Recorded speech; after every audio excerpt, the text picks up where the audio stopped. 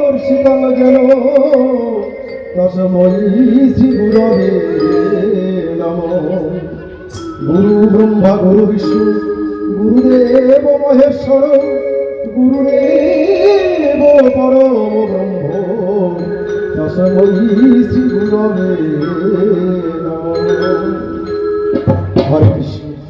সর্বাগ্রে উপস্থিত আমার পিতৃমণ্ডলী মাতৃমণ্ডলী এবং অগণিত ভক্ত শ্রোতা, আজকের যারা এই কাব্যটা দাসপাড়ায় শুনতে এসেছেন কৃষ্ণ কথা, আপনাদের সকলের চরণ তলে আমি নোয়াই মাথা।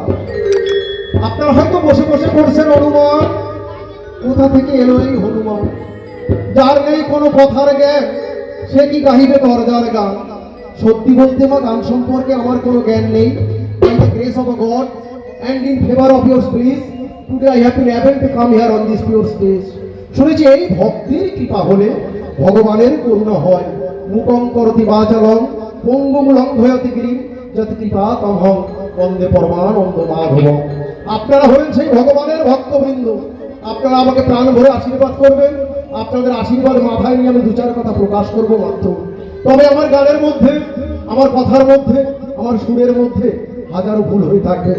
আপনারা নিজ গুণে কোলের সন্তান রূপে আমাকে ক্ষমা করে দেবেন। তবে মা, সত্যি বলতে কি, আজকের যে আসর সুমধুর গানের বাসর। আর আপনারা একে একে শুনলেন, সন্ন্যাসী বাবু গান করে গেলেন, ঝুনু দিদিমণি গান করে গেলেন, খুব ভালো গান করে গেছেন, ভালো তত্ত্ব কথাও বলে গেছে। আর মা, যেহেতু আজকে এখানে শীতলা মায়ের পুজো উপলক্ষে, কালী মায়ের পুজো উপলক্ষে গানের ব্যবস্থা হয়েছে, তাই সবাই একে একে মাকে ডেকে গেছে।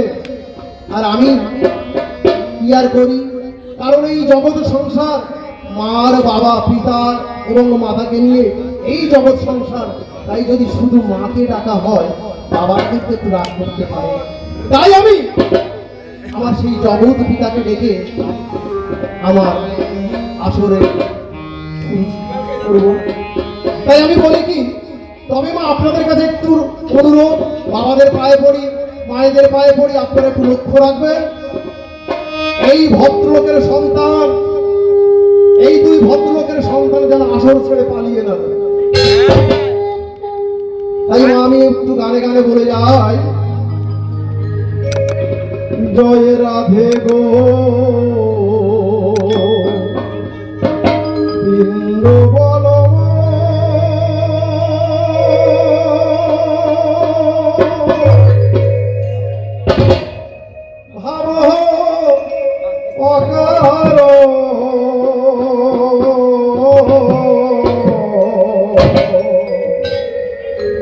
জয় রাধে গো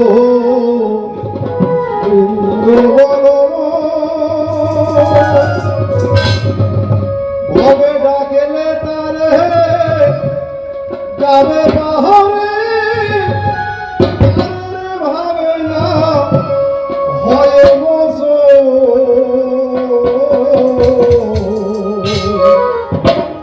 জয় রাধে গো বিন্দু বলো,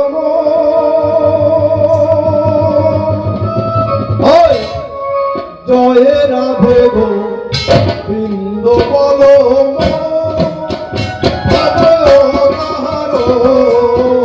জয় রাধে গো বিন্দু বলো,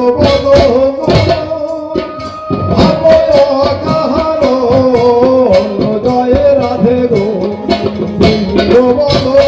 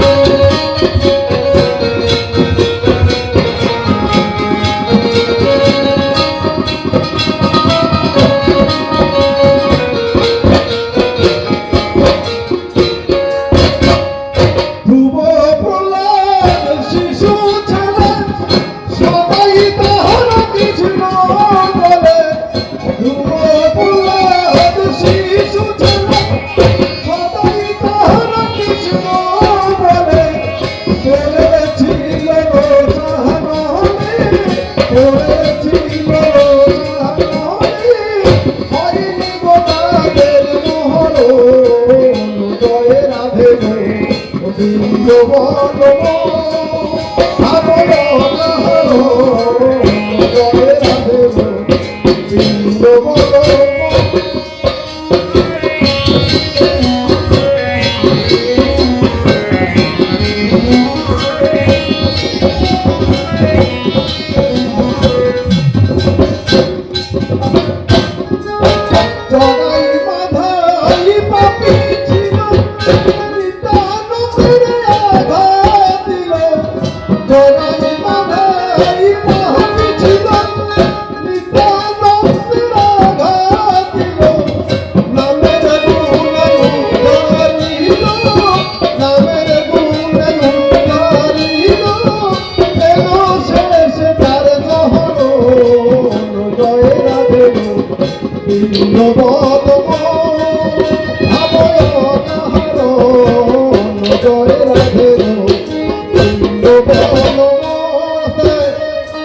আসলে মা ভক্তি ভক্তি থাকলে মুক্তি হয়।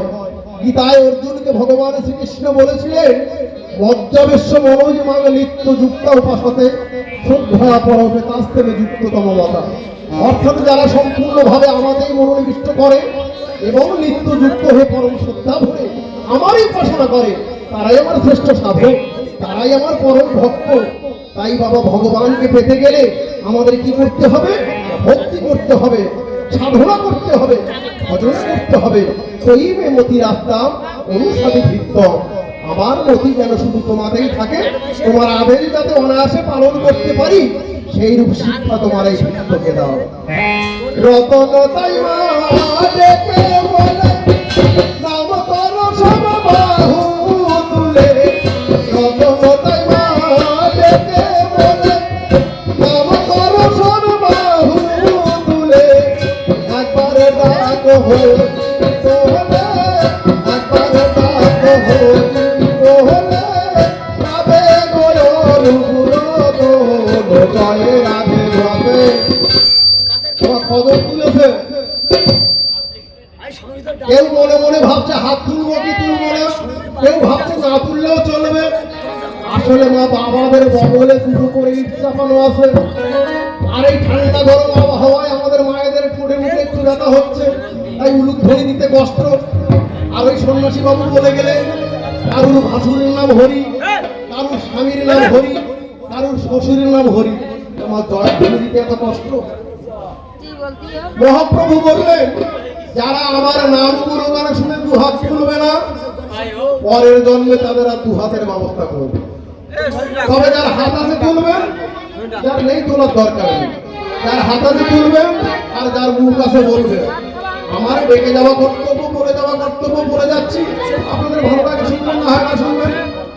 রতনতাই মা ডেকে বলে নাম করো সব বাহু তুলে, রতনতাই মা ডেকে বলে নাম করো সব বাহু তুলে, একবার ডাক হরি মোহনে, একবার ডাক হরি মোহনে, তবে গোবিন্দ জয় রাধে গোবিন্দ বল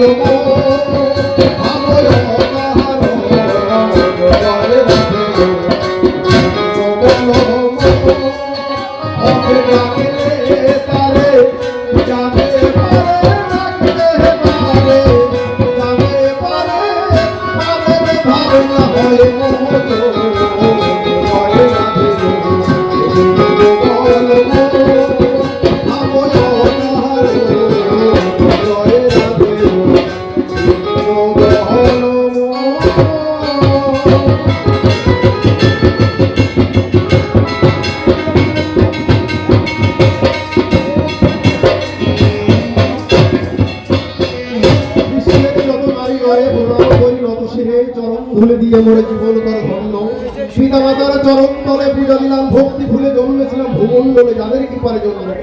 বন্দনার এই সঙ্গ ছাড়ি দরজাগানে প্রবেশ করি, ভক্ত ভক্তা নরনারী শ্রবণ করুন। তাই আজিকার এই দরজাগানে পরস্পরে আমরা তিনজনে যুক্তি তর্কের আবর্তনে বাঁধব লড়াই। যার স্মরণে দরজা গীতি চরণেতে রয় প্রণতি, ঠিক করেন এই জগতের নীতি, যিনি সবার বাঁচিয়ে রাখেন প্রাণ। এবারও বাজাও ঢোলার কাশি, শুনো শব্দে ফিরে আসি, শ্রোতাবৃন্দ বসি বসি শুনুন দরজা।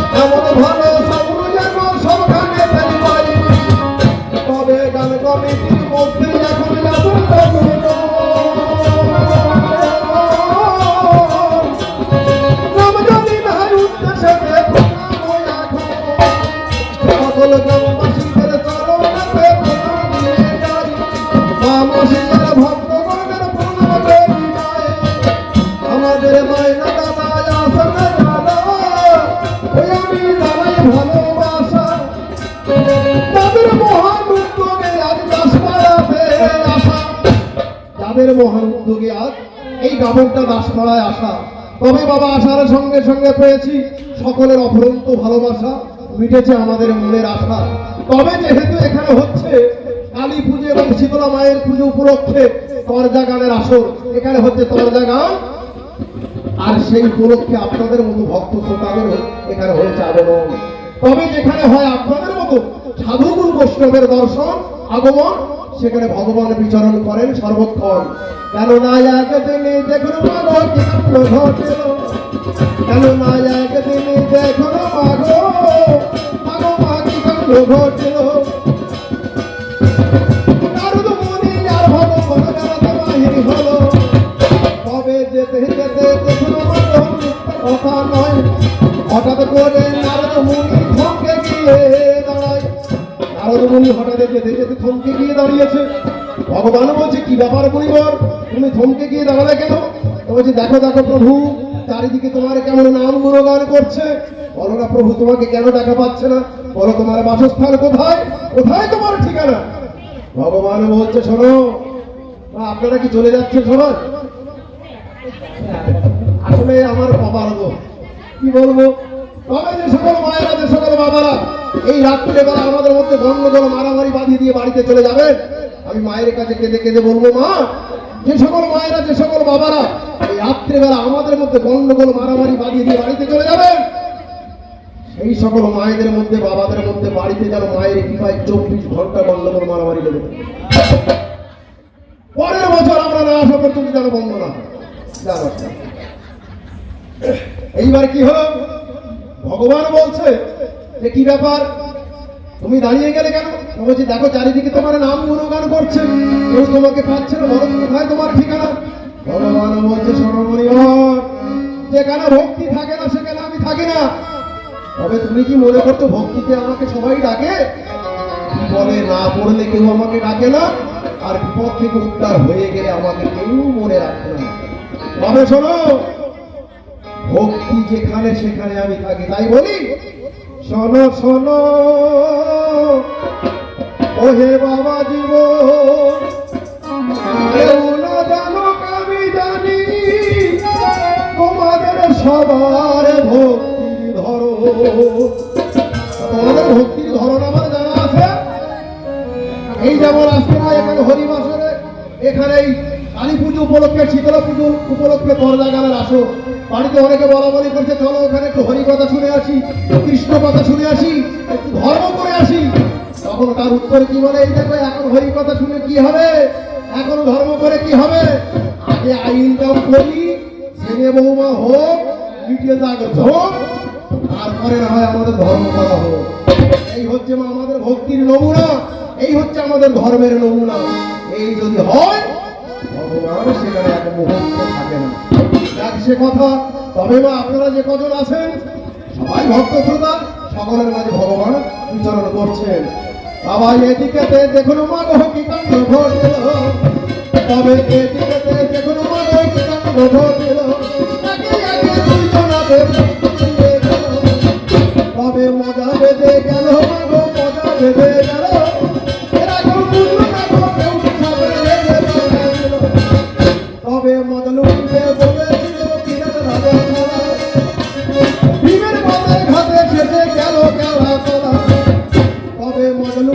বলেছিল তবু এই দাসপাড়াতে এসে কাপড় পরে দুধ খেতে চাই রে গরু পুষে।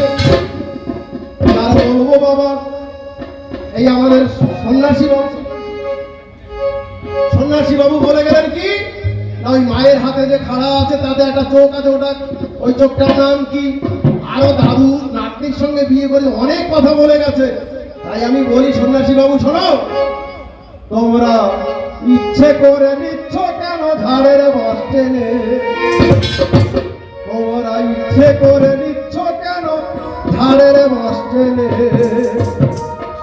আবার গুটি পোকায় করে গুটি, ওই আবার গুটি পোকায় করে গুটি, পাগমা পরে শেষে নিজের লালার বাঁধনে গো বাঁধনে। তোমরা ইচ্ছে করে নিচ্ছ কেন ঝাড়ের বাঁধনে? ইচ্ছে করে নিচ্ছ কেন ঝাড়ের বাঁধনে? ওই আবার গুটি পোকা করে গুটি, ওই আবার গুটি পোকা করে গুটি, পাগমা পরে লালার বাঁধনে। ইচ্ছে করে নিচ্ছ কেন ঝাড়ের বাঁধনে?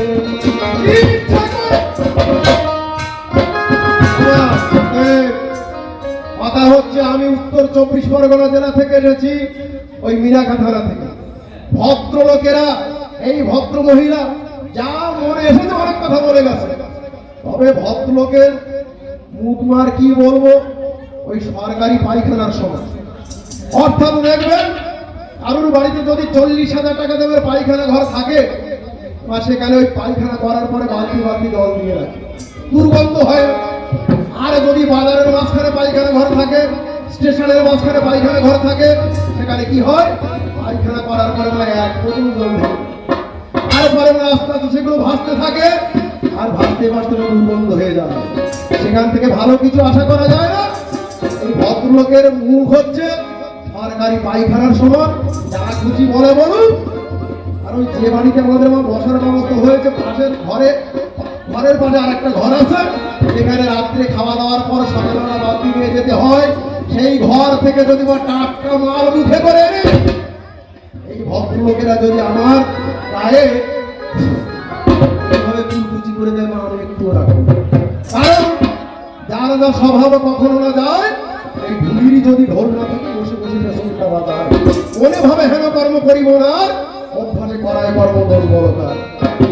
তবে রেগে রেগে দাদা আমার প্রশ্ন দিয়ে গেল, তবে রেগে রেগে দাদা আমার প্রশ্ন দিয়ে গেল, দাদু নাকি নাতনিকে সুযোগ পেয়ে বিয়ে করে? দাদু নাতনিকে সুযোগ বুঝে বিয়ে করে নিয়েছে, তাতে তোমার এত গাদালা করার কি আছে? কারণ এখন ওই হ্যালো হ্যালো হয়েছে, মাগো হ্যালো হ্যালো করে মাগো মিথ্যা কথা নয়, মাগো হ্যালো হ্যালো করে মাগো মিথ্যা কথা নয়, বলে বলে দেখুন মাগো কল বেঁধে ওই কলে কলে কল বেঁধে গেছে। তাই দাদু সেই কলে পড়ে নাতনিকে বিয়ে করে। এসব দরদাওয়ালার ফন্দি মাগো দরদাওয়ালার ফন্দি, তবে দরদাওয়ালার ফন্দি মাগো দরদাওয়ালার ফন্দি, ঘর থেকে বউ পালাবে দরদা পাবে বন্দি। তবে যদি হতি থাকে আমার গুরুদেবের পায়ে, কবর কবর দিয়ে যাবো ভক্তরা সব। যেমন তুমি দিয়ে গেছো, অভাব হবে না, পরে আমি দিলে তোমার যেন সহ্য করার ক্ষমতা থাকে, অসহ্য যেন হয়ে যাবে। তবে সেই নারায়ণের ললাট হতে পড়লো ধরে ঘাও, তবে নারায়ণের ললাট হতে পড়লে ধরে ঘাও, সেই থেকে সৃষ্টি হলো আত্মা শক্তি নাও। আগে ওই নারায়ণের ললাট হতে যে ঘাম ধরে পড়েছিল, সেই ঘাম থেকে সৃষ্টি হলো কার? আত্মা শক্তি মহামায়া, অর্থাৎ দুর্গা। তাহলে দুর্গা যদি নারায়ণের কপালের ঘাম থেকে সৃষ্টি হয়, তাহলে নারায়ণ দুর্গার কি হবে? বাবা হবে, তাই কিনা? নারায়ণ দুর্গার বাবা হবে। এদিকে আমরা কি জানি, ওই দুর্গার মেয়ে লক্ষ্মী সরস্বতী, তাদের স্বামী হচ্ছে নারায়ণ। তাহলে লক্ষ্মী সরস্বতীর স্বামী যদি নারায়ণ হয়, তাহলে নারায়ণ লক্ষ্মী সরস্বতীর কি হবে? দাদু হবে। বোঝা গেল? নারায়ণ লক্ষ্মী সরস্বতীর দাদু অর্থাৎ দাদু নাতনিকে বিয়ে করে নিয়েছে। এইবার কি বললেন? বাবা সেই ভাগনা হয়ে দেখুন মাঘ মিথ্যা কথা নয়, সুযোগ বুঝে আমি মাকে বিয়ে করে নাই। তবে এটা সেই দেখুন মাঘ কি কাণ্ড ঘটেল, দাদা কিনে দেখুন মাঘ প্রেম হয়েছিল। তবে বিস্তারিত বলতে গেলে অনেক সময় যাবে, কিন্তু শুনতে ভালো লাগবে না, কষ্ট মনে পারে। আর এটা বিস্তারিত বলতে গেলে অনেক সময় চলে যাবে, তাই আমি বললাম এটা রাধা কৃষ্ণের সেই প্রেমের গল্প। আর কি হয়েছে? উনি বললেন ঠাকুরপো করলো বিয়া বৌদিকে পাইয়ারে, যা কিছু ঘটে আগে ওই সন্ন্যাসী বাবুদের পাড়ার দিকে ঘটে। কি বলেছেন? ঠাকুরপো করলো বিয়া বৌদিকে পাইয়ারে, আবার ভাসুর হয়ে করলো বিয়া ভাতৃবধূকে পাইয়ারে। উনি বলছেন ঠাকুরপো যখন বৌদিকে নিয়ে চলে গেছে, তা দাদার কেন কষ্ট পাবে, ভাতৃবধূকে নিয়ে চলে গেছে। বাবা সেই একে একে সকল কথা আজকে বলে যাবো, শাস্ত্রমতে লেখা আছে সকলকে শোনাবো। তবে সেই রামায়ণের কথা বলো, মিথ্যা কথা